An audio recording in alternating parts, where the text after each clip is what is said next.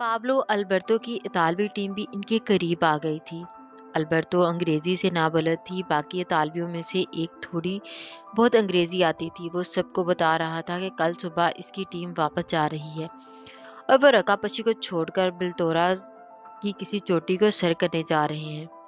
परीशे ने पोर्टर्स की मजदूरी की तमाम रकम सरदार पोर्टर के हाथ में रख दी और अपने खैमे में चली गई। पोर्टर्स का दस्तूर था कि हमेशा रकम सरदार को मिलती थी, फिर वो आगे इसको तमाम पोर्टर्स में तकसीम करता था। अपने खैमे में आकर इसने मैट बिछाकर स्लीपिंग बैग रखा और इसमें लेटकर आंखें बंद कर ली। इसकी समातों से बाहर होने वाला शोरोगल और कहकों की आवाज़ें टकरा रही थी, मगर इसका जहन कहीं और था। नादे फकी बीबी, वो शादीशुदा था और किसी और का पाबंद था, तो फिर क्यों इसे कराकरम के ताजमहल पर बुलाया था? वो गलत समझी थी, इसे इसने धोखा खाया था। जाने कब इसे नींद ने आ गेरा। उफक इसे रात के खाने पर बुलाने आया था, मगर सोता ख्याल करके वापस चला गया। मंगल 9 अगस्त 2005। हर सू गहरी धुंध छाई थी, वो किसी बादल के वस्त में फांसी थी। धुंध में से इसके साथ कोई दिखाई दिया, सब्ज आंखों और सुनहरी बालों वाली लड़की। वो परीशे को देखकर तमक्सर से मुस्कुराई, फिर जोर से चलाने लगी। उफक मेरा है, सिर्फ मेरा है। इसे लगा इसकी आवाज़ से इसके कानों के पर्दे फट जाएंगे। नहायत तैश में आकर वो आगे बढ़ी और वो दोनों हाथों से जोर से हिनादे को धक्का दिया। वो चीखी परी, जोर जोर से चलाते हुए इस पर बर्फीली चोटी से नीचे लड़खड़ा गई। अगले ही पल किसी चोटी से गुड़िया की मानद इसका जिस्म नीचे खाई में गिर रहा था। वो बुलंद आवाज में चीख रही थी, इतनी बुलंद गड़गड़ाहट नुमा आवाज कि इसको लगा कि वो बहरी हो जाएगी। हवा कोरी की तरह चीरती भारी गड़गड़ाहट। वो एक झटके से उठ बैठी। इसका सांस तेज तेज चल रहा था और चेहरा पसीने से भीगा हुआ था। इसने बेइख्तियार अपने चेहरे को छुआ और घबराहट में इधर उधर देखा। वो अपने खैमे में थी कि सब एक भयानक ख्वाब था, मगर वो आवाज भी सुनाई दे रही थी। हवा के जोर से इसके खैमे को कोड नेक्स फड़फड़ा रहा था। वो तेजी से जिप खोलकर बाहर आई। हुंजा के दरिया के साथ वाक़या करीमाबाद कौम पर सुबह तलू हो रही थी। नीला हट सुनहरी रोशनी से रकापोशी का दूध की तरह सफेद उतराफ के स्याह द्यू वकील। हुंजा के दरिया के साथ वाक़या करीमाबाद कौम पर सुबह तलू हो रही थी। नीलाहट सुनहरी रोशनी से रकापोशी का दूध की तरह सफेद उतराफ के स्याह द्यू हिकल पहाड़ चमक उठे थे। परीश ने इर्द गिर्द देखा। सामने ही खाली कत्ते पर पाकिस्तानी आर्मी का सब्ज हेलीकॉप्टर लैंड कर रहा था। इसके घूमते परों की तेज हवा से इतराफ के तमाम खैमों के कोरटेक्स फड़फड़ा रहे थे। दूर नसब नीले खैमे के सामने उफक खड़ा अरसलान ने शनासा अंदाज में हेलीकॉप्टर की जानब हाथ हिलाया।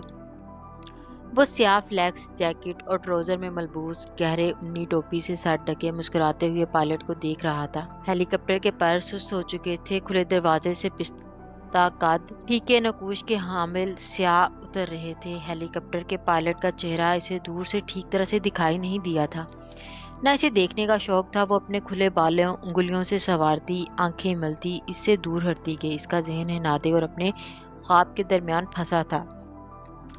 यहाँ नरम गदली बर्फ के दरमियान एक बर्फीली नाला बह रहा था। सूरज के चमकने के बायस नाले का पानी पिघल चुका था। इसमें बर्फ के बड़े बड़े टुकड़े तैर रहे थे। नाले के इस तरफ हसीब का दोस्त बैठा था। ये हेलीकॉप्टर पर कौन आया है? परी आपा? वो अपने ख्यालात से चौंकी, फिर नागवार शिकने माथे पर उभरी। जस्ट डोंट कॉल मी आपा। पहले आपा और बहन जैसे रिश्तों का एहतराम सीखो, फिर ये लफ्ज़ कहो। अपने नए ट्राउज़र और जैकेट की परवाह न करते हुए वो गदली बर्फ पर बैठ गई। आप मुझसे हर वक्त खफा क्यों रहती हैं? मुझे जहर लगते हैं तुम्हारे जैसे लौबौली किस्म के नौजवान जो लड़कियों को देखकर सीटी बजाते हैं। वो रुख फेर कर पहाड़ों पर बनी चरागाहों को देखने लगी। अल्बर्टो की टीम मेंबर्स, इसके पोर्टर सामान कंधों पर उठाए चूंटियों की तरह एक ही कतार में चलते हुए बेस कैंप से वापस नीचे जा रहे थे। ये उम्र ऐसी होती है, सब इस उम्र में ऐसे ही होते हैं। सब नहीं होते। मोहम्मद बिन कासम ने इस उम्र में सिंध फतह किया था। वो तो मैंने भी कर लेना था अगर ये तलवारों का दौर होता। वो लापरवाही से हंसा। Shut up. इसने इसे झाड़ दिया। आइंदा मुझे आपा मत कहना। वो उठ खड़ी हुई। इसे नाश्ता करना था। बाल बांध कर कान भी दिखने थे, क्यों न कि हल्की हल्की बर्फीली आवाज के कानों में घुस रही थी। वो जानने के लिए मुड़ी, तब इसे ख्याल आया, सुनो तुम्हारा नाम क्या है? वो फिर भूल गई थी। नाले के इस पार बर्फ पर बैठा लड़का मुस्कुराया, मौसब उमर। फाइन। वो सर झटक कर बेस कैंप की जानब बढ़ गई। बेस कैंप जाग रहा था। नाश्ते की खुशबू, छिल फल, पोर्टर्स की वापसी, पस्ताकाद, स्याह की आमद। किचन टेंट की तरफ जाते जाते रुक कर उफ़क़ को देखने लगी, जो हेलीकॉप्टर के दरवाजे के करीब खड़ा हंस हंस कर अंदर बैठे पायलट से बात कर रहा था। कुछ सोचकर वो इनके करीब चली गई। एक्सक्यूज मी ऑफिसर, ये कौन लोग हैं? उफ़क़ को अक्सर नज़रअंदाज करके इसने पायलट से सवाल किया। ये कुछ अमीर कबीर जापानी से आए हैं, जो रकापोशी के NW सुपर शमाली मगरबी पर फोटोग्राफी करने के लिए 2 दिन पैदल चलकर बेस कैंप आने की बजाय पाकिस्तानी आर्मी का हेलीकॉप्टर अफोर्ड कर सकते हैं। मुस्कुराते हुए उफ़क़ ने जवाब दिया। क्या वाकई? तो माजू पर को नागा पर्वत से अब लोग निकाल लेंगे? दोबारा पायलट को मुखातिब किया। इसने यूं जाहिर किया जैसे इसकी बात सुनी ही नहीं। इन दिनों माजूहू नागा पर्वत पर फंसा हुआ था। मैम, इसमें भी यकीनी की कोई बात नहीं। पाकिस्तानी आर्मी के पहाड़ों पर सर्च ऑपरेशन दुनिया में मशहूर हैं।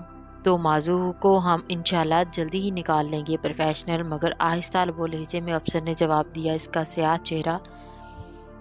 चेहरा स्याह ग्लासेस और कैप के बायस वाज़िया न था। परी, ये मेरा दोस्त है, मेजर आसम, और आसम की मेरी साथी climber doctor Pareeshay Jahanzeb. Nice to meet you doctor. आपको कल बेस कैंप के रास्ते में देखा था। जी, मगर बेस कैंप टू हिंजा से 2 दिन दूर है। आप इतनी जल्दी वापस जाकर इधर कैसे पहुंच लिए? और मेजर अतहर कह रहे थे कि आप तुर्क टीम के लिजान अफसर हैं। हालांकि लिजान अफसर का कानून तो पिछले साल नवंबर में ख़त्म हो गया था। बलतौर के मैं हेली से पहुंच गया था, और अरसलान का लिजान अफसर 2 साल पहले बलतौर में था। अब इन जापानियों को लाना था, साथ अरसलान की कुछ चीज़ें भी बगैर फीस के ले आया हूँ। वो हंसा। अच्छा। वो उफ़क़ को बगैर लिफ्ट कराए वहाँ से हट गई। नाश्ते के बाद इसके पास आया। वो अपने खैमे के बाहर पत्थरों पर बैठी थी। तुमने आज और कल ठीक से रेस्ट किया? वो अपनाई तो फिक्रमंदी से कहता है। इसके साथ पत्थरों पर बैठ गया, यूं के दोनों के साथ सामने रकापोशी का पहाड़ी सिलसिला था। इसने नज़र भी इसकी जानब ना उठाई। आज हम 4800 मीटर तक जाएंगे।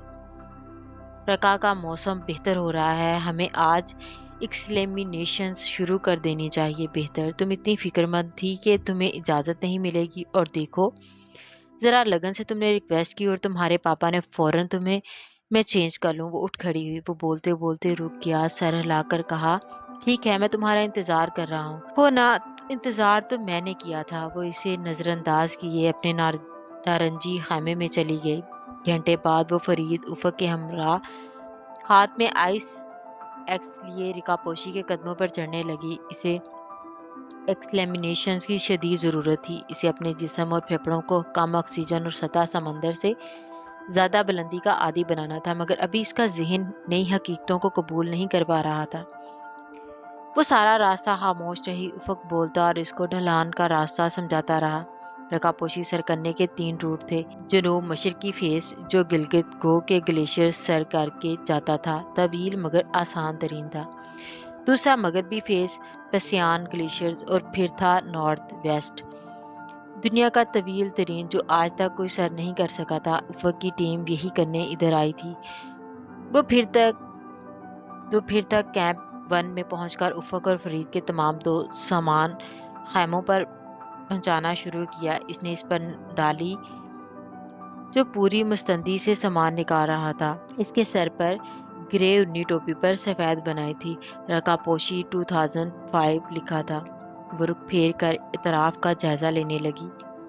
वसी बर्फीला मैदान, 3 शोख रंगों के खामे, इर्द गिर्द कहीं कहीं से गदली बर्फ, जो फिल्मों के बरक्स साफ सुथरी थी। बेस कैंप से कैंप 1 तक बर्फ कम थी। कैंप 1 से रकापोशी की बुलंदियां बर्फ से ढकी हुई थी।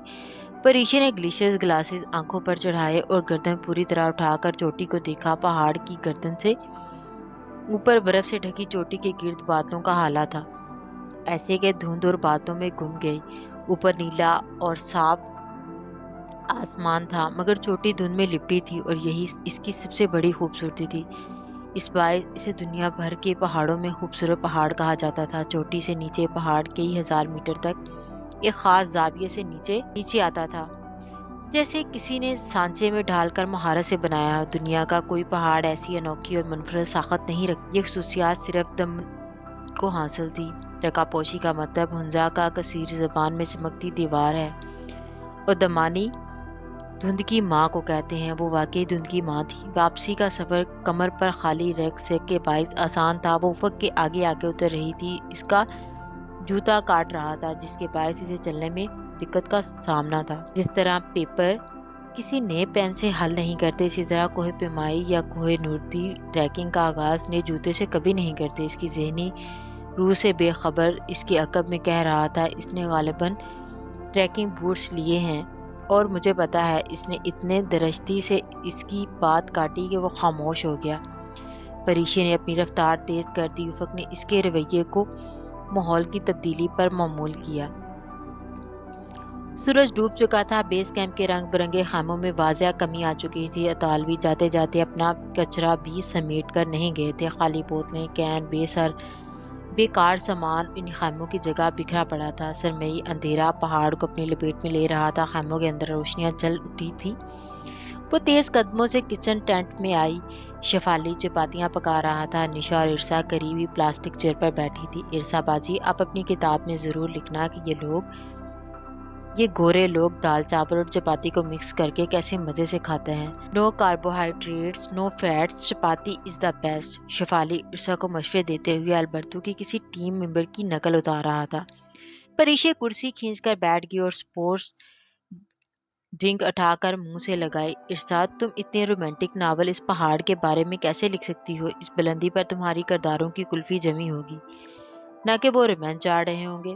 نشا ہنستے ہوئے کہہ رہی تھی۔ دتن پریشے کو خاموش دیکھ کر سنجیدہ ہوئی۔ تمہیں کیا ہوا ہے؟ کچھ نہیں، وہ ڈرنک کا گھونٹ لیتی۔ میں جا رہی ہوں ادھر سے۔ ایک تو لوگ بھی نا جدھر رائٹر دیتے ہیں مشورہ دینا شروع کر دیتے ہیں۔ ارسا کافی دیر سے تنگ آئی بیٹھی تھی، بالآخر اٹھ کر چلی گئی۔ شفالی کسی کام سے باہر گیا تو نشا نے کہا، مکھڑا اتنا بے رکھا سا تھا کہ انکل اجازت نہیں دیں گے، بلکہ نہیں دیں گے، مگر انہوں نے اتنی جلدی اجازت دے دی، مجھے تو یقین نہیں آ رہا۔ یقین تو مجھے بھی نہیں آیا تھا۔ اس کی نگاہوں کے سامنے ہنادے کی تصویر گھوم رہی تھی۔ پری، اگر ممی پاپا انکل سے بات کریں تو سب ٹھیک ہو جائے گا۔ میں ممی کو جا کر آخر ماؤں سے کیا پردہ ہوتا ہے؟ پری چونکی، کیا بتا دوں؟ جو تمہارے اور افق کے درمیان ہے، ہمارے درمیان کیا ہے؟ اس نے الٹا سوال کیا۔ نشا نے بغور اسے دیکھا۔ پری، کیا ہوا؟ نہیں، تم بتاؤ، ہمارے درمیان کیا ہے؟ اس نے خالی بوتل میز پر رکھی۔ تمہارے درمیان تم دونوں۔ نشا الجھی۔ وہ زور سے ہنس دی۔ ہمارے درمیان کچھ بھی نہیں ہے، پاگل۔ تم پاگل ہو نشی۔ وہ اٹھی اور خیمے سے باہر نکل آئی۔ نشا اس کی بہت اچھی دوست تھی، مگر ہر بات بتانے کی نہیں ہوتی۔ وہ نشا کو نہیں بتا سکتی تھی کہ وہ شادی شدہ تھا۔ اگر بتا دیتی تو نشا اس کا چہرہ پڑھ کر جان جاتی کہ اس کے دل میں کیا ہے۔ اس کی نسوانی غرور اور انا مجروح ہوتی، سو اس نے نشا کو کچھ نہیں بتایا۔ وہ سر جھکائے اپنے خیمے کی طرف بڑھنے لگی۔ راستے میں سے وہ برفانی نالا نظر آیا جس کے کنارے وہ صبح موسم کے ساتھ بیٹھی تھی۔ صبح اس پر پانی تیر رہا تھا، مگر رات کو درجہ حرارت گرنے کے باعث وہ اب مکمل برف ہو چکا تھا۔ ہر چند گھنٹوں بعد روپ بدل لیتا تھا، بالکل افق کی طرح۔ ہو نہ ہو اس نے سر جھٹکا اور اپنے قدم خیمے کی طرف تیز کر دیے۔